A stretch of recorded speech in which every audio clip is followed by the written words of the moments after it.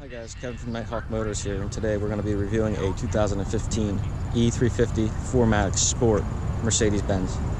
This is a very nice car, and it is a very, very great driving car. It does come equipped with 18-inch alloy wheels, 245 tires, and I believe it's a 35 sidewall.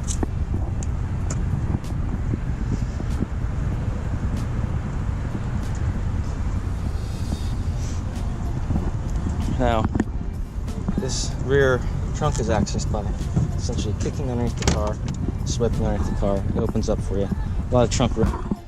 It comes with one of these things, helps keep your stuff contained in one area instead of having it fly all over your trunk.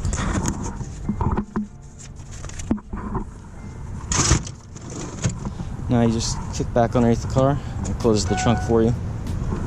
There's also buttons on the bottom side of the trunk. Has 302 horsepower, which is it's decent. It gets it up and going pretty well. It also weighs 4,136 pounds for the four-wheel drive version, which this is. So it's not exactly a light car, and it does feel like a heavy car when you're driving it. Car does 0 to 60 in 5.8 seconds. I believe it. It's reasonably quick. It's no slouch. Now, quarter miles achieved in what is it, 14.6, which is okay, but you know, it's a luxury car. You're not going to care about the quarter mile too much. Now the skid pad's a 0.85. It does have all-season tires on it. They're more of a comfort tire, so tires have a big role to play in cornering, and overall slalom and stuff is usually done by how stiff the suspension is and the anti-roll bars. So gas mileage is reasonably well for this large of a car. 20 in city and 28 on the highway on average. I'm sure it can vary though. That's depending on your throttle and what kind of inclines you're driving up in the weather. Fuel tank is 21 gallons and turning radius is 36.6. The seat controls are on the doors. This is kind of cool. It makes it so you don't have to reach down to the side of the car and find out where you are, essentially. Another strange thing about this car is they have these little cubbies under here. Now, it might come in use for some storage, but I can only imagine you just forget about something under there, and then when you go to sell or trade in the car, somebody, find whatever you put in, like $100 bills or some kind of magic wand, whatever you do with your personal items. As you can hear, you have that nice thud of a German crafted car. They always seem to have nice doors that are weighted correctly and dampened so you don't have a bunch of reverb going through the cabin when you're closing doors. This one does come equipped with a sunroof as well. Just a standard sunroof, goes up and back and whatnot. The sound system in this car is a Harman Kardon. It's a 500 watt unit, and it does its job very well. You don't need any kind of upgraded audio in this car. It sounds very good, and this steering wheel is definitely my favorite Mercedes steering wheel they've ever made. I've always loved this design. It fits your hands like perfectly. The center's pretty small, not too small. I think the newer models of cars are getting a little too small for the little centerpiece, but you know, that's the trend now, and they can do that with the technology they currently have. Now, this one does come equipped with a push button start. And the key actually is still a key, so sometimes this thing will get unsynced from the car, so you will have to pop out this little push button, which is kind of funny how Mercedes does that. You see, it looks just like the key on there. Look at this. It looks just like the key, but this has got a sensor in it for remote. So if this ever comes unsynced, you just put it back into the car and then start it up once, and then that will allow you to resume use of your key. And the batteries in these things are very easy to change out. Essentially what you do is you take this back piece off here, if I can show you. There you go. And there's your Energizer battery. Start the car up.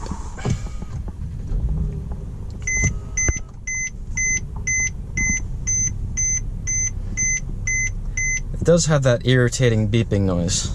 Emergency brake on the floor. Looks like a truck emergency brake, but you know what? it's either oh look, it's either you have it in the center console as a lever, or you have it down there. But you know, as of recently, they've been coming out with electronic parking brakes, which electronic parking brakes are, they work, but anything electronic, it can break pretty easily without warning, unlike a mechanical piece, which doesn't break unless it's either has some kind of mechanical failure or is overstressed. Now, as you can see, these all go up and down. Basically a 10-way seat, and this little thing adjusts your headrest, which is kind of cool. You can get cooled seats on this, but this one doesn't have it. And we also had that little deflector back there for sun to keep the passengers comfortable. First thing I do in this car is I turn off economy mode, and I also turn off on sport mode in the car because it drives better, in my opinion. It'll start you off in first gear instead of second, whereas if you have it in econ mode, it'll start you off in second gear. It'll be smoother in econ, but I'm not looking for a smooth ride, especially at my age. Maybe when you get a little older, that's what that's for. Okay, which way can I get out of here where I can be stopped by everybody?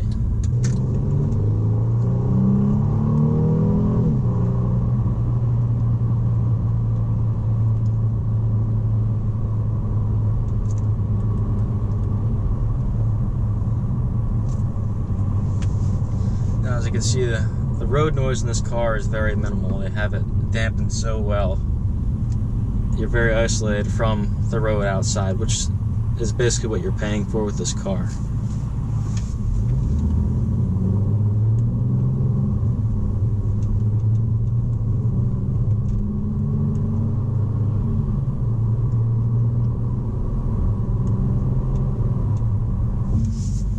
We have a bridge out, ladies and gentlemen. And the rear view camera's not working because the audio system's off, which is kind of cool.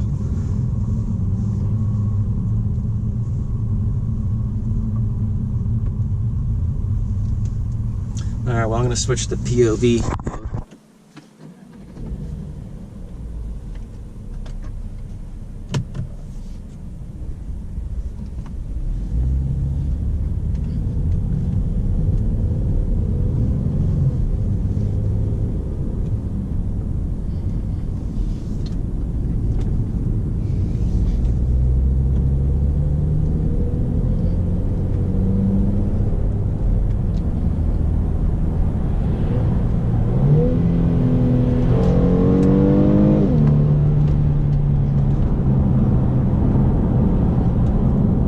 Car's got plenty of go when you want it, and to get the car to go back into auto mode after you use the paddles, you can either let it sit for a minute, or you can hold the plus paddle until it shifts back into auto mode.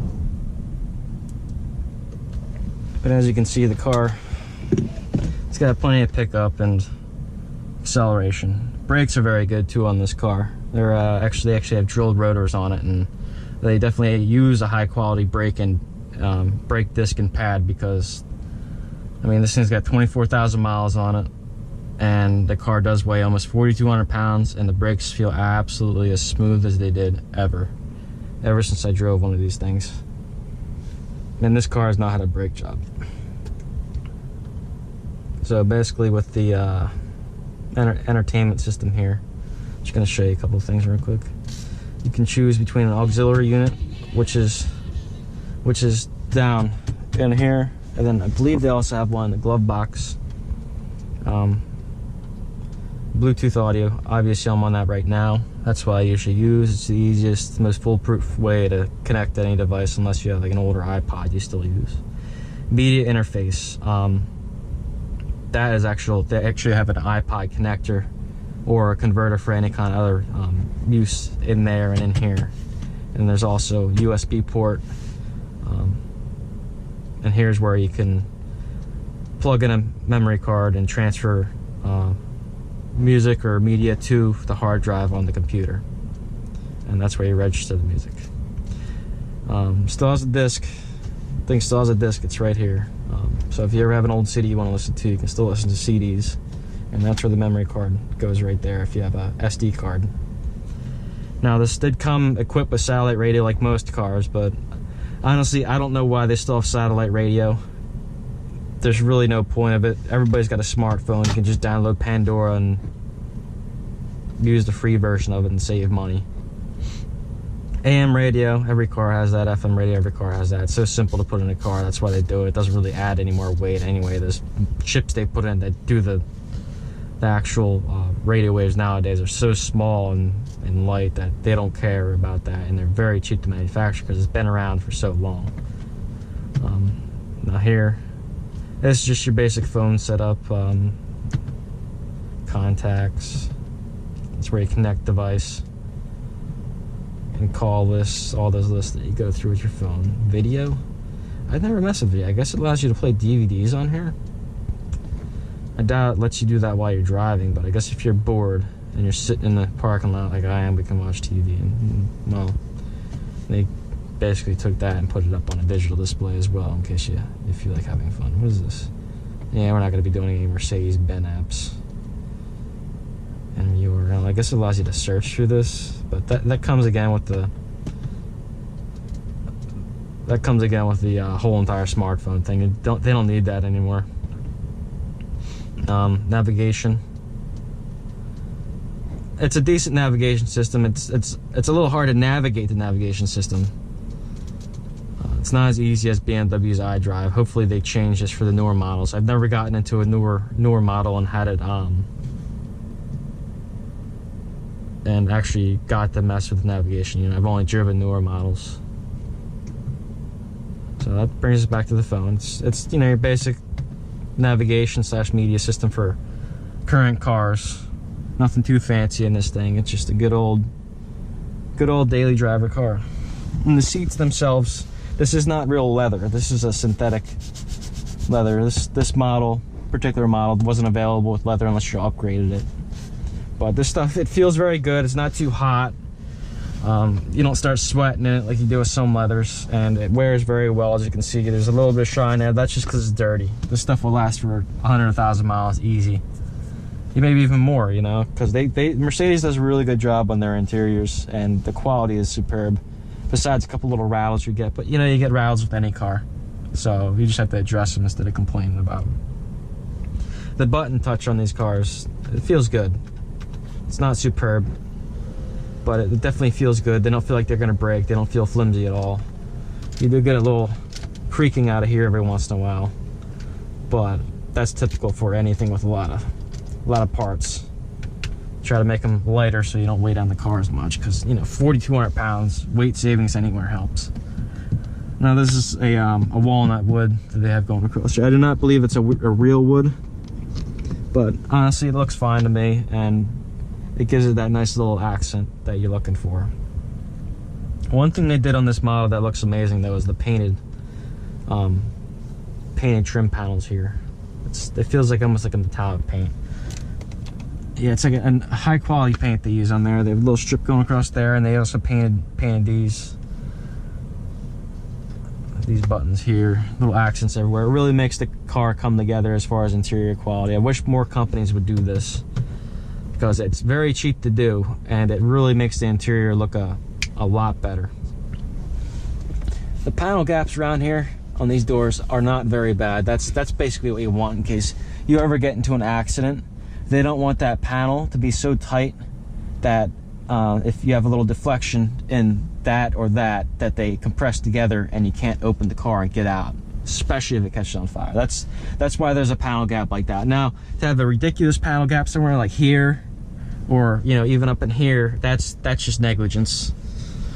So if you ever see a car with a huge panel gap like that, really big, like that big, not that big, that's fine. Anything bigger than that, that means the company is either didn't do the R&D correctly or pushed forward too fast without actually making sure the car and their manufacturing process was good. So I would steer clear of that car based on the fact if they cut areas in one place, like a panel gap issue, most likely they cut it in a whole bunch of places that you're not even seeing, like engine, transmission, differential, paint, undercoatings, and suspension parts, you know, a lot of American cars, they use steel suspension components, whereas a lot of German cars use aluminum. And there's really no reason not to be using aluminum at this point, because it's lighter and it'll allow the car to actually handle better, because you have less weight on the car. Not to mention, I like the way it looks better, aluminum parts than steel, and they don't rust. I mean, you will get corrosion on aluminum oxide, but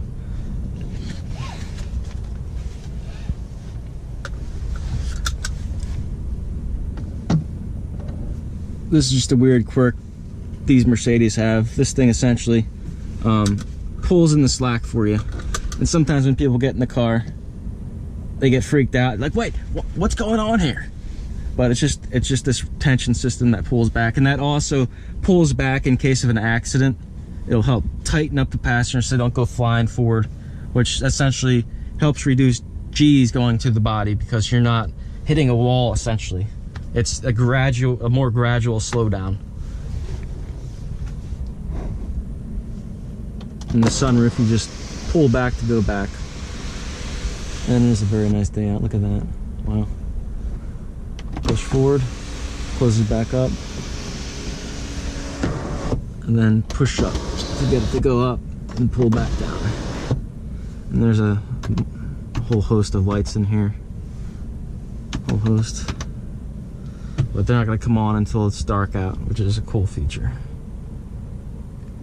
Now this is the eco button I was talking about here. This turns the engine off when you're at a stop and in gear, but I don't like that.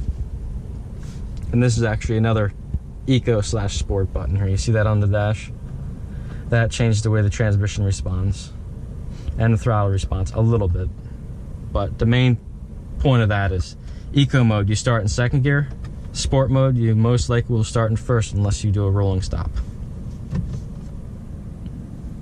This car does come equipped with Xenon lights as well. LED tail lights. A lot of cars are using those nowadays. They're actually better. They're more reliable. They create less heat and use less power, which means you have less parasitic loss on the engine, which means greater economy, fuel efficiency, and I believe LED lights they last longer too. And they're cheap to manufacture, but car companies are making a killing on those things because they charge thousands of dollars for what costs them probably about $10 to do. So manufacturers love it as well.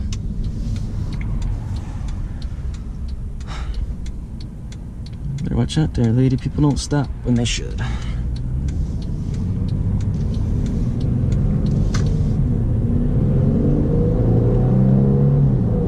And you can run regular in this car. They say not to, but you're not gonna have a problem running regular in this car, and that'll save you a lot of money over the amount of time you use the car.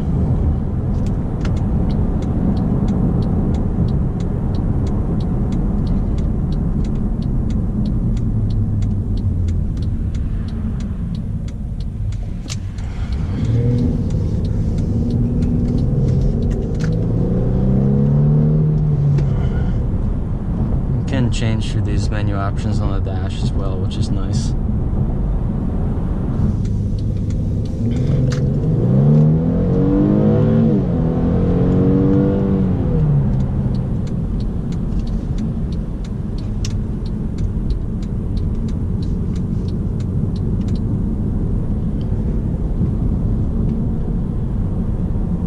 Just gonna take this car into the highway real quick.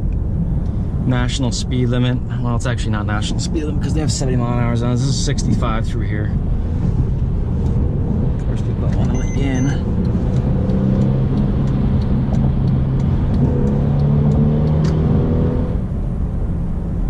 Well, that about does it for the road test, guys.